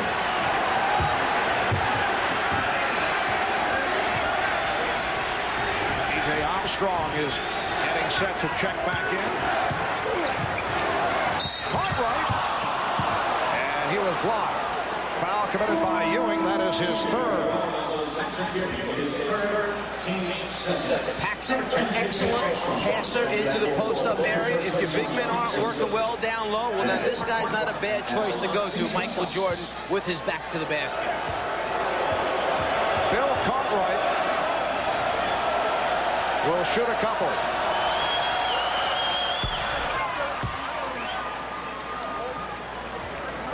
Cartwright, a 74% free throw shooter during the regular season. Back in February, placed on the injured list. He missed 17 games with a sore back, sore knees. And apparently someone stepped in. Lane violation. And Cartwright will get another shot. You may not step in until the ball is out of his hands. You can see in that low right block area that Mason is in there a little bit too soon. They give him another chance. And that cost the Knicks a point. They now lead by 6. Here's pressure by the Bulls.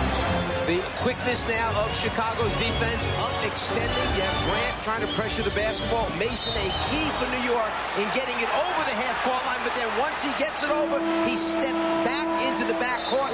Another turnover forced by Chicago's aggressive defense. Mason, excellent ball handler for a power forward, but he steps over half court, and then the foot goes into the backcourt. Good call by the official. And a couple of turnovers committed by Anthony Mason over the last minute. 21 turnovers by the Knicks, 14 committed by Chicago. Here is Jordan. Rebounded by Oakley. 12 rebounds for Charles Oakley. Patrick Ewing with 16. Doc Rivers is back. Rivers and Starks at the guards. Oakley, Mason, Ewing up front. Cartwright stepped away and gave Ewing the outside shot. Well, he can't come up too close because we saw early in the game that when Ewing faces up and Cartwright comes out to challenge, Ewing puts it on the floor and goes by him. So you have to give him a little bit of room out there if you're Bill Cartwright. The problem is Ewing probably the best big man shooter from the outside facing the basket in the league. Ewing has 25, 8-point New York lead. Pippen. Yes, beautiful move by Pippen. He has 21 points. 4:35 remaining in the game. The Knicks 85 and the Bulls 79. Again, the pressure, this time light pressure shown by Chicago. Ewing setting the pick. Cartwright jumps out. Starks for three.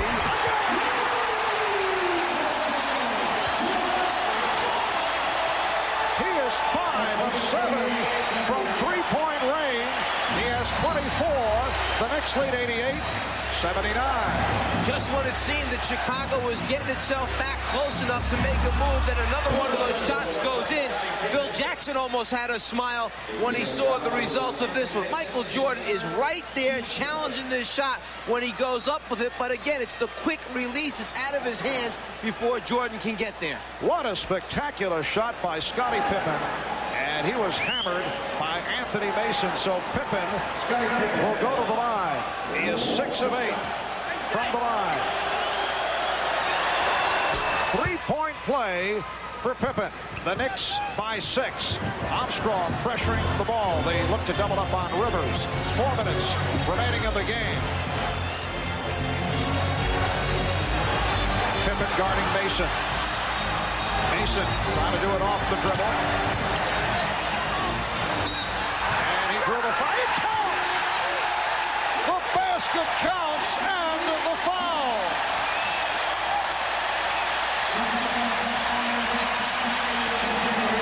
That's why coaches tell players when you commit a foul, make sure he doesn't get the shot off because of the continuation call in the NBA. The strength of Anthony Mason to draw the contact and then still get the shot up. He makes it, goes to the foul line.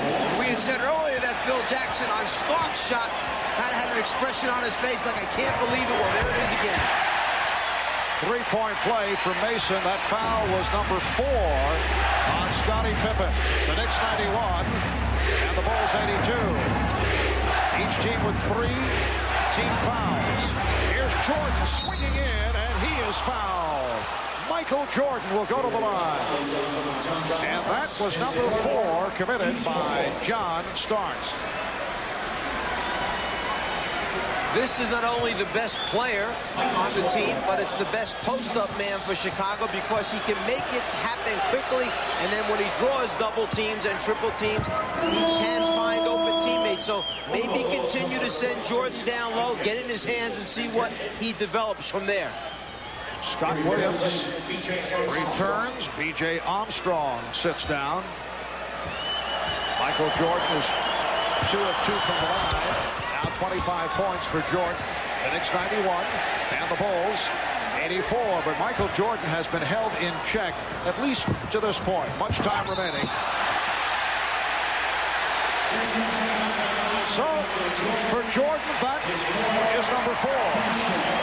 One of the new pressure release sets that New York put in practice, starting their guards at half court and then sprinting him back to the basketball. That time Jordan gets him with the leg.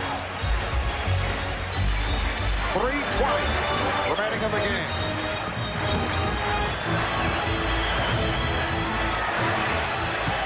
Ewing putting the move on Cartwright, changed his mind. Here's Rivers for 3. Knocked out of bounds by Mason. It will be Chicago ball. Phil Jackson trying to get B.J. Armstrong back on the floor, going to an offense-defense shuffle, and now decides to take a timeout. Chicago had been going with the big backcourt of Jordan and Pippen, now back to the regular team.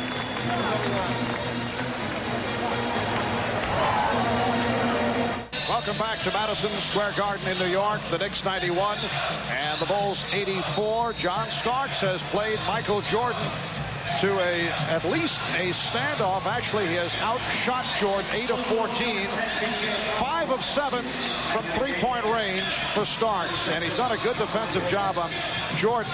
Michael at 10 of 23. Remember, Jordan averaged 32.5 per game during the regular season. And Mark, as Ahmad just reminded me, the coach's nightmare, the last 3 minutes of a basketball game, which is Michael Jordan time. When they want him to take over, they get it in his hands. Just under 3 minutes remaining in the fourth. Starks went for the steal. Shot clock at 8. Jordan off the head fake. Ewing came over to help. May have gotten a piece of it. He certainly did get a piece of it, and that's the rotating pressure defense of New York, challenging every shot, which is an emphasis of Pat Riley's. It looks like John Stark may have dislocated that last finger on his left hand, asking his trainer, Mike Sanders, to pull it out.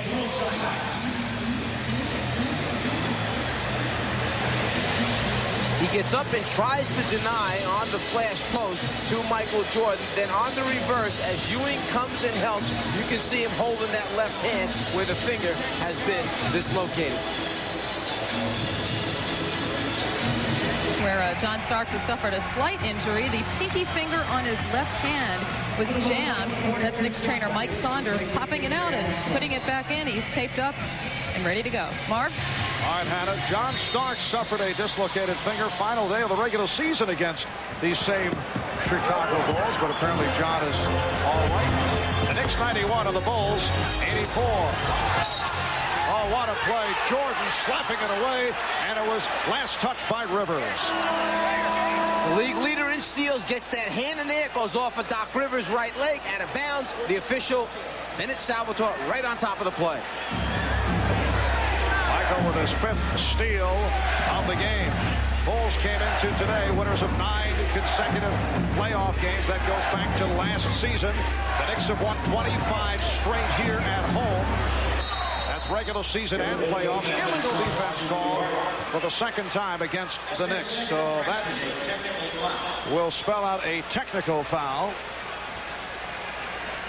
2:20 remaining in this fourth quarter. The Knicks have 3 timeouts remaining, 3 plus a 20. Chicago with 2 left.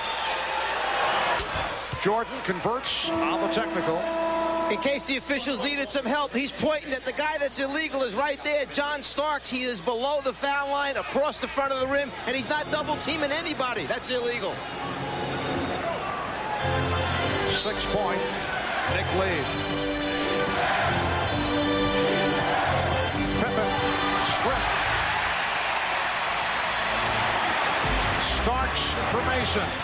And the open shot. They double up on Mason, and he lost it. Here comes Jordan. Armstrong. And Pippen has the open 3. Recovered by Armstrong. Just under 2 minutes remaining in the game. The Bulls with the ball, trailing by 6.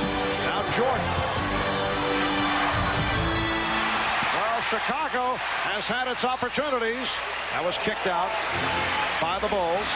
The quickness, the defense of Chicago produces another turnover. Mason tries to back into Jordan to get some space. Problem is, he loses his balance, throws it right to Bill Cartwright, and Chicago's off again to the offensive end. Rivers and Jordan battling for position. Jordan with the steal, the save. It's taken by Grant. What a play! And it's tipped home. Tipped home by Scott Williams. Michael Jordan with an extraordinary play on the steal. He was able to save it, and Mason is stripped. What a foul is called. You think Michael Jordan has no idea where the ball is being passed, but he manages not only to get a piece of it and keep it in bounds, then saves it before it goes back out of bounds to his teammates just to give him an opportunity. Reminds me of the Larry Bird play against Detroit a few years back in the playoffs, which produced the winning basket. John Starks trying to settle Anthony Mason down. Michael Jordan called for that foul as 5th. So Michael now in a gambling mode. Not a bad move, though. Anthony Mason is not a good free throw shooter at 68% during the season. Knicks lead by 5. Michael Jordan has struggled in the second half. He has done it, though, with his defense. John Starks has done an excellent job defensively against Michael Jordan. Now Phil Jackson playing offense, defense, sits Scott Williams down, brings back B.J. Armstrong, league's best three-point shooter, to have another spot-up guy in there. When they go double-team Michael Jordan or Pippen, they want a guy that can float and hit that open shot. Well, the 68% free throw shooter, Anthony Mason, hits on both. The Knicks lead by 6. Chicago's got to understand the time on the clock. They can't use up too much time bringing it down the floor. Foul on Starks, so that is 5 on Starks. Both teams are over the limit. And that is exactly what the Knicks did not want to do. They stop the clock and they provide Michael Jordan the opportunity to trim that lead as he goes to the line. You're exactly right. And I thought Scottie Pippen had taken a little bit too much time getting the ball down the floor, trying to get them into their half-court offense, being down 6 points with about a minute and a half remaining. And then they're fortunate that the foul takes place, and fortunate again that Michael Jordan happens to miss the free throw. And Jordan, an excellent free throw shooter, 84% during the season. The Knicks 93, Chicago 88. They trap Starks, in trouble, and lost. Oh, recovered by Rivers, and they just did get it across. A break for the Knicks. The Bulls nearly picked it off the trap. Pippen came close to knocking it away. The Knicks using the clock. 5 on the 24. Mason able to free himself up as Grant went for the steal. Rivers and Pippen in each other's face as play just continues. And now a timeout is called. 59 seconds remaining in the fourth. The Knicks lead by 7. A few moments ago, it was a 5-point game. Chicago was pressing. Pippen had this steal, but Jordan running back actually deflected it, and Rivers was able to come up with the basketball. Then, after great defense with 2 seconds remaining, a terrific feed pass into the post to Mason. In the low right-hand corner, Rivers doesn't like the fact that Pippen knocked him to the ground, so he's got a little bit to say and a little bit of chest bumping to do. The Knicks 95, the Bulls 88. 59 seconds remaining in the fourth quarter. Rivers went for the steal. Here's Armstrong. Yes. The Knicks 95, the Bulls 90. Pressure by Chicago. They double up on Starks. And a foul committed by Pippen. Anthony Mason has scored the Knicks' last 7 points. And he will go back to the line. John Starks almost called a timeout after B.J. Armstrong hit the basket. He looked to the Knicks bench, started to make the gesture as if do you want a timeout or not, coach? There was no signal from Pat Riley, so they went ahead, got the ball inbounds. Chicago fouled immediately after the first pass and trap situation to stop the clock. Mason now 3 of 4 from the line. So Mason missed on both. 45 seconds remaining. 5-point Knick lead. Bulls have 1 timeout remaining. Jordan for 3. Rebound Starks. And now desperation. Defensive play by the Bulls looking for the ball. The Knicks try to play the clock. And the foul given by Armstrong.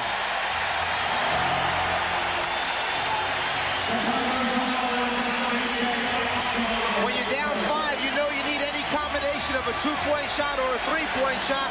Michael Jordan figures that this might be the best look he gets in this situation, so he goes up with it with just under 40 seconds remaining on the game clock. The Knicks only 17 of 28 from the foul line.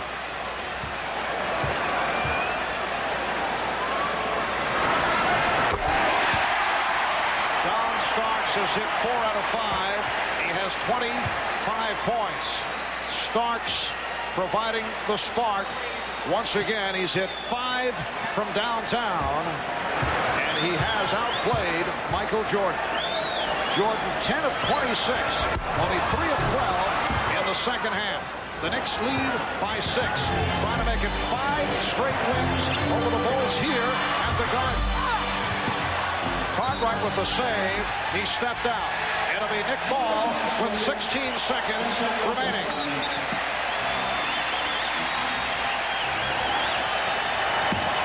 Again, pressure. Starks locks it down. Knicks looking to run the clock out. Blackman is fouled by Grant with 8 and 7/10 seconds remaining, and they are on their feet here at Madison Square Garden.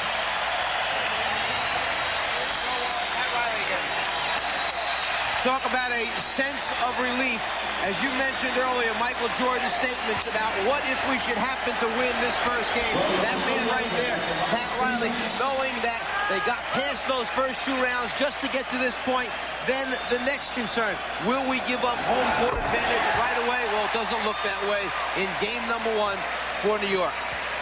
And the Knicks have certainly turned things around against a Chicago club that they had all kinds of difficulties with. At one point, they lost 14 straight to the Bulls before they came up with that upset in Game 1 in Chicago of last year's conference semifinals. A timeout call by the Bulls. It's their final timeout. The Knicks 98 and the Bulls 90. 8 and 7/10 seconds remaining in the fourth quarter. We'll take a break. Back after these words.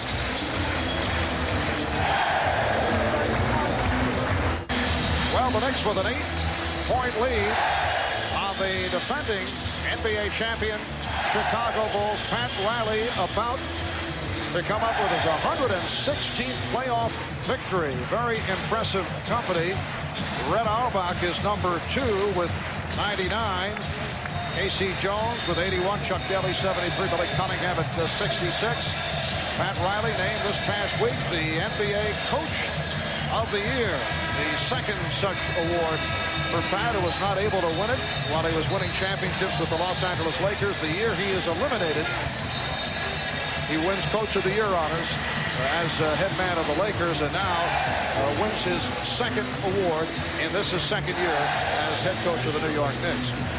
Pat Riley, the Knicks organization should be commended for what they've done here with Knicks basketball over the past couple seasons, and also to be commended this afternoon, the officials that did Game 1. They controlled this game extremely well. Coming in, emotions were very high. Some concerns about how physical it would be. They did a very good job, this group. Final seconds. Here's Armstrong. Rebounded by Armstrong, and that is it. So the Knicks defeat the Bulls in Game 1 of this best of 7. 98-90. Game 2 will be played here at Madison Square Garden on Tuesday night, and then they move on to Chicago for Game 3 in the Windy City next Saturday afternoon. That game will be shown on NBC, and then Game 4 in Chicago on Monday afternoon, a week from tomorrow. Let's go over to Hannah Storm. Hannah? John, you were remarkably calm and confident before the game, and you had a very realistic approach to playing Michael Jordan. You said, look, I can't stop this guy. I just want to play him the best I can, and you certainly did that. That's true. As you know, Michael has too many moves in his arsenal in order for me to go out there and say I'm going to take one thing away from him. All I can do is just go out there and just play hard as I can and just make him work for everything. How were you able to be so effective against Michael, not only defensively, but also offensively down the stretch with those big three-pointers in the fourth quarter? Well, you got to give a lot of credit to our big guys. They do a great job of setting picks and freeing me open, getting me open. And, you know, without them, you know, I probably wouldn't be able to hit them three-point shots. Now, Jordan is a guy that can take over a game. He can change the momentum of a game, and I'm sure that that was on your mind as you guys had that lead. So what do you take from this game about playing Michael Jordan defensively and being so effective as you go into the rest of the series? Nothing at all. All you can do, like I say, is just go out and just play him hard every night and not worry about it, whether you're going to stop him or not. Just go out there and just play him. Okay, thanks, John. Good game. Let's go over to Ahmad now. All right, thanks, Hannah. All right, Doc, in the first half, you guys had a little bit of trouble with that pressure defense, but you seemed to solve it in the second half. Yeah, we did. We came out of the side with a little bit of butterflies and didn't come aggressive. In the second half, we attacked their pressure, and that's why we got the layups and the dunks. Was it as physical as you thought it was going to be? A lot of hype before this game about how physical it was going to be. Well, I thought they were just as physical as us. I know I hit the floor a couple of times. Once when Scotty blocked my shot, and once when the rim blocked my shot on that dunk there one time. All right, good luck to you. Thanks. All right, Patrick. Now, listen, you had a big day today on the boards, and we expected you to score, but big day rebounding. Well, you know, I think I've been having a great year rebounding the whole year. I just wanted to come out and assert myself. You know, we came out a little flat, so I just want to assert myself and try to get the rest of the guys going. A lot of hype before this game. Everybody talking trash in the papers. It's got to be great to get this thing on. Oh, yeah. You know, we was sitting around waiting for about 4 or 5 days. You know, we was getting anxious and antsy, but I'm just glad that we were able to get it on and we were able to win the game. All right, congratulations to your great game today. Back over to Marv. All right, Ahmad, and Mike checking the final stats. The Knicks shot 55% from the field. Chicago at 43, and Michael Jordan only 10 of 27, 3 for 13 in the second half. Not only must Starks be given credit for playing pretty good defense against Michael Jordan, then he turns around and makes big shots and really makes Michael extend himself, trying to stop him at the other end. But the keys were, even though they wound up with 23 turnovers in the basketball game, the New York Knicks, they still did a better job attacking the Chicago press in the second half, and then they crushed them on the boards. So the Knicks take game one here at Madison Square Garden. We'll take another break. We'll be back in just a moment.